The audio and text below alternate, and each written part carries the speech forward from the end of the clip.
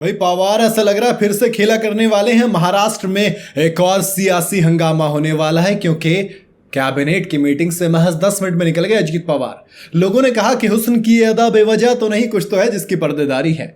महाराष्ट्र के deputy chief minister Ajit Pawar विधानसभा चुनावों को लेकर ऐसा लग रहा है कि कुछ बड़ा कर सकते हैं।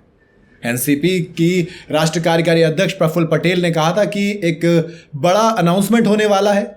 दरअसल पिछले कुछ हफ्तों से कयास लगाए जा रहे हैं कि अजीत पवार की जो पार्टी है वो महाराष्ट्र विधानसभा चुनावों में बिना अलायंस के उतर सकती है, यानी कि अजीत पवार और एकनाथ शिंदे वाली जो बीजेपी और शिवसेना है उससे अलग हटकर।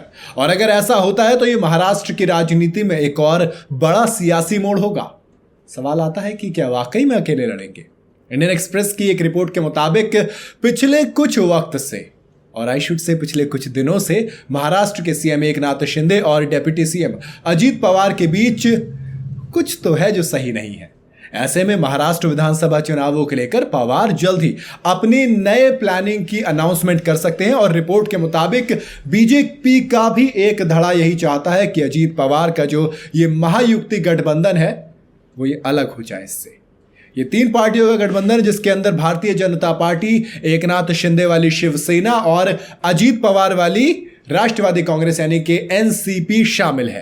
अजीत पवार महाराष्ट्र सरकार में वित्त मंत्री भी हैं। उनके विभाग ने राज्य सरकार से फंडिंग या फिर कर्ज की गारंटी मांगने वाले कई कैबिनेट प्रस्तावों पर नेगेटिव स्टेटमेंट दी है।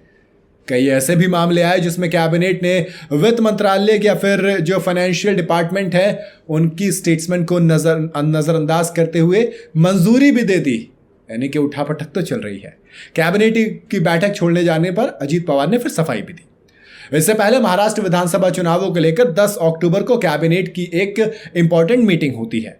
इस मीटिंग में अजीत पवार भी मौजूद थे, लेकिन रिपोर्ट्स के मुताबिक वो महज 10 मिनट में ही उस मीटिंग से बाहर निकल गए। इसके बाद वो रतन टाटा को श्रद्धांजलि देने चले गए। उनके जाने के बाद कैबिनेट मीटिंग 2.5 घंटे तक चली। इस दौरान कई बड़े फैसले भी लिए गए। सोचो, कई बड़े फैसलों में अगर अजीत पवार नहीं है तो फिर क्या चल रहा है?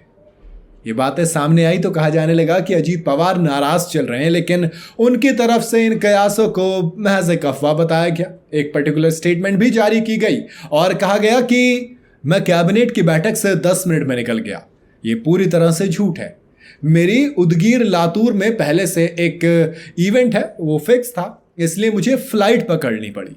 कैबिनेट की बैठक सुबह 11 बजे से होनी थी, लेकिन ये तय समय से नहीं हुई, उसके बाद में शुरू हुई। कैबिनेट में अहम मुद्दों पर चर्चा के बाद मैंने मुख्यमंत्री एकनाथ शिंदे और deputy chief minister Devendra Fadnavis को उदगीर लातूर में अपने पहले से तय एक इवेंट के बारे में बता दिया और उसके बाद मैं वहां से निकल गया। देखो यार, महाराष्ट्र में इस साल विधानसभा चुनाव होने हैं और मीडिया रिपोर्ट्स के मुताबिक राज्य में चुनावों की तैयारियों के लिए अब चुनाव आयोग की एक टीम भी पहुंच गई है जिसने दौरा भी पूरा कर लिया है।